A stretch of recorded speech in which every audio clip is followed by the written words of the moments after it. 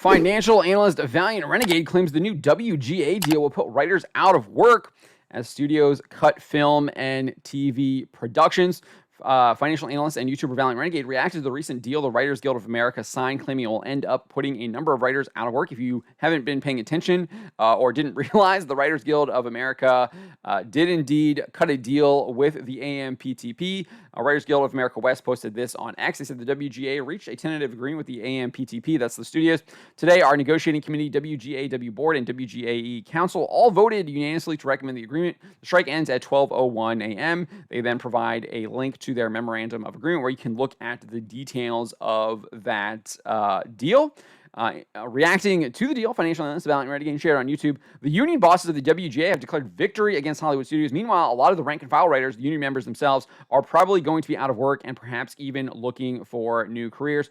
He went on to explain, so pretty much as we predicted, or as any economics textbook could have predicted of this, if there was going to be an artificial increase in labor costs, then there was going to be a necessary offset by way of production costs. He then spends much of his video discussing an article by Deadline's Nelly Andreeva, who notes the studios won't be making as many TV shows and thus there won't be as many jobs for the writers.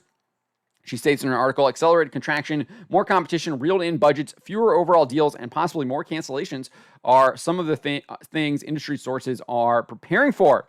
To that point, Andreeva quoted a number of anonymous sources. With one, she quoted an anonymous executive who informed her, no one is buying, this is the worst marketplace that I have ever experienced, referring to people buying scripts and stuff like that. The studios are just not purchasing them. Another anonymous writer or a seller of a script. She says seller. I don't know. I would assume it's a writer, right? I guess it could be an agent for the writer or something like that. But anyways, the anonymous writer also informed her, across the board, what I have heard from buyers is they will be buying less and making less. Another anonymous studio executive stated, the strike just sped up the inevitable pullback.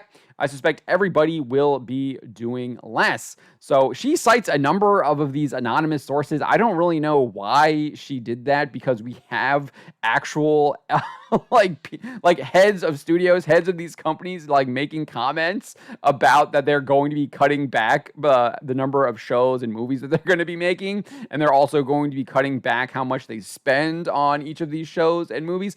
We've got Walt Disney Company CEO Bob Iger and Marvel Studios President Kevin Feige. They've made that abundantly clear. We even just had Needham financial analyst Laura Martin report that Iger and Disney plan to, quote, lower output by Marvel Studios and lower the cost per unit after she attended an investor event at Walt Disney World earlier this month.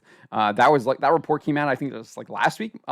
We were covering that. And then earlier this year, you had Bob Iger say this during the company's Q1 fiscal year 23 earnings results call. He said, we have to be better at curating the Disney and the Pixar and the Marvel and the Star Wars of it all. And of course, reduce costs on everything that we make. While we are extremely proud what's on the screen, it's gotten to a point where it's extraordinarily expensive. We want all the quality. We want the quality on the screen, but we have to look at what they cost us.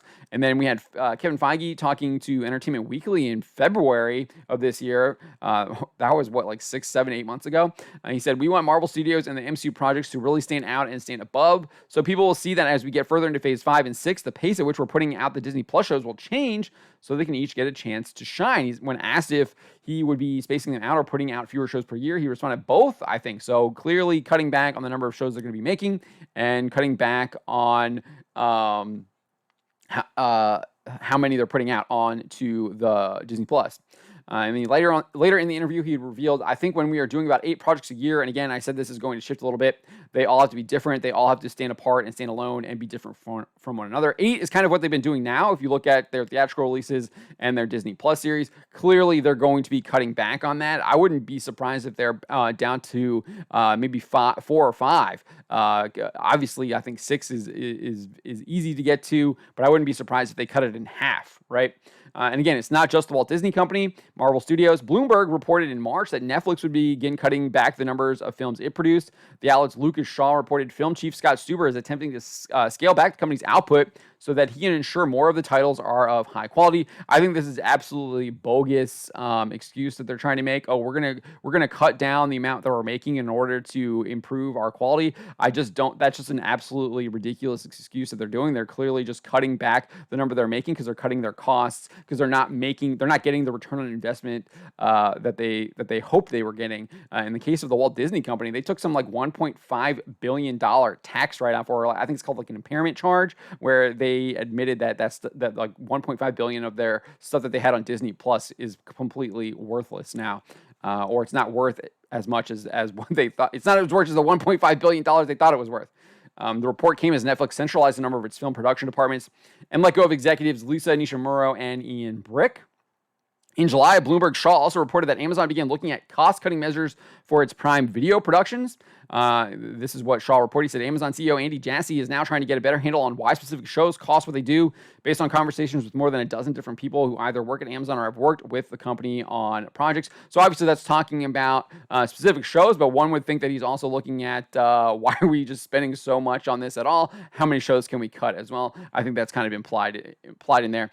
In fact, just a couple of months after this report, Prime Video scrapped the second season of their kind of dystopian sci-fi series Peripheral, despite previously announcing it had been greenlit. So you're seeing shows that had indeed been greenlit, but they're now getting scrapped. And we already have the example of Peripheral. I think they also did that with A League of Their Own as well, the absolutely super feminist baseball show. So Valliant Renegade kind of surmised all of this, what was going on in the Deadline report, who she literally doesn't cite any of this stuff that we have. She just cites her anonymous sources, which I just find absolutely bizarre when you actually have evidence here. Why wouldn't you do that? So you got to hear from Valliant in the comics, but he surmised then, and there you have it, folks. Economics 101, as I mentioned earlier, when you artificially increase the price of labor beyond what the market can bear, then the market is going to respond by producing less, or the market is going to have to charge higher rates for that product in order to make up the artificial cost increase. And what's the one thing that Hollywood really can't do right now? Charge advertisers more. Why? Because they've already been in an advertising slump for the last 12 months. We've seen this shift from all of them to try and create these ad tiers on their streaming services. We saw that. I think HBO was the first to really do it, or HBO Max or Max or whatever they're calling it now. And then Netflix has been trying to do it as well. And obviously Disney Plus is doing that too. Hulu has been doing it, I think, for quite a bit, though. And then Valliant Renegade then concluded, when it comes to strikes, the unions always win, and I don't mean the members. The union bosses always win, and the members, perhaps many of them, have already signed their own career death warrants, and that looks to be the case. They created a number of bad shows. People aren't watching them. People aren't subscribing to these streaming services because they have really bad shows and products, and they're finding other things to do with their time. In my case, I have a subscription to Flow Racing, and I'm watching a lot of short track racing across the United States on both asphalt and dirt. And I just think other people are finding other things to do with their time. They're reading books more. They're listening to audiobooks.